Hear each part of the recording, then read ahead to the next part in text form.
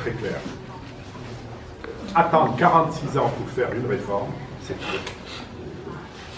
Il y a eu du temps de réforme dépassé. C'est incompréhensible. C'est incompréhensible parce que on connaissait les critiques, je vais y revenir. Et certaines avancées étaient techniquement aisées, sauf à avoir peur de notre mentor. Pourquoi je dis ça? Il y a eu un débat sur le nom. Le nom d'une monnaie, vous le changez sans changer la monnaie. Ça aurait pu être changé. Il y a eu un débat sur la fixité. C'est un débat technique, je vais y revenir. Il y a eu un débat sur... Parce que quand on parle de fixité par rapport à l'euro, ce n'est plus une fixité par rapport au franc français, c'est par rapport à une monnaie, l'euro.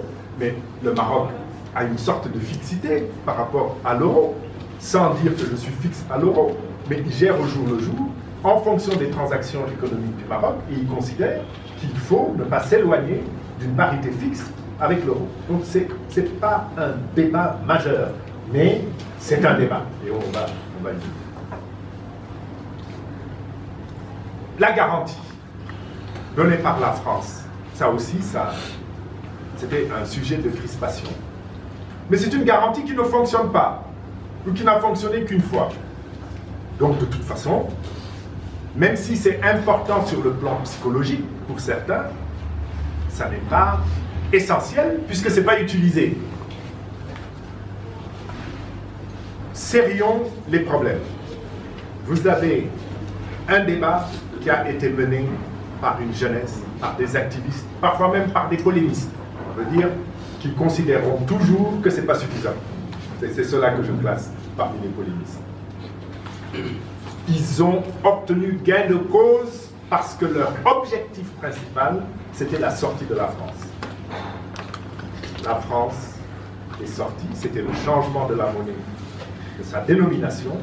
La dénomination de la monnaie va changer. La France ne siège plus dans les instances de direction et de gestion de l'UMOA et du Conseil d'État. Et il y a d'obligation de déposer une partie des réserves, 50%, des réserves de la Banque centrale auprès du Trésor français. C'était une mesure de contrepartie par rapport à la garantie. Alors, il reste cette garantie, mais ce n'est pas une garantie.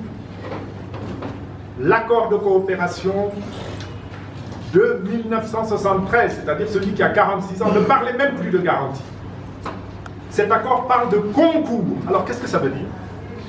Ça veut dire que quand la Banque centrale a besoin de devises pour une opération commerciale, vous êtes importateur, vous voulez acheter une voiture en dollars, vous avez besoin de dollars pour les envoyer aux États-Unis. Vous vous adressez à votre banque qui s'adresse à la Banque centrale. La Banque centrale, elle prend ces dollars sur son argent. Disons, l'argent qu'elle garde. Quand je dis son, c'est un peu exigeant. L'argent qu'elle garde. L'accord de coopération vient, il dit, si un jour, vous n'avez plus de dollars, moi, je peux vous en prêter. Mais attention, il faut d'abord utiliser tout ce que vous avez, comme dollars, comme yens, comme euros. Donc, c'est vous, Banque centrale, qui êtes le premier garant. 2, il faut aller au Fonds monétaire international, voir ce que vous pouvez obtenir de là-bas. 3, il faut faire du ratissage. Abdoulmaï a 100 €, allez le trouver, dites-lui de vous donner les 100 € et vous mettez ça dans votre compte, comme ça vous aurez des devises. Et seulement après ça, moi j'accorde mon concours. C'est même pas une garantie, hein, le terme c'est concours.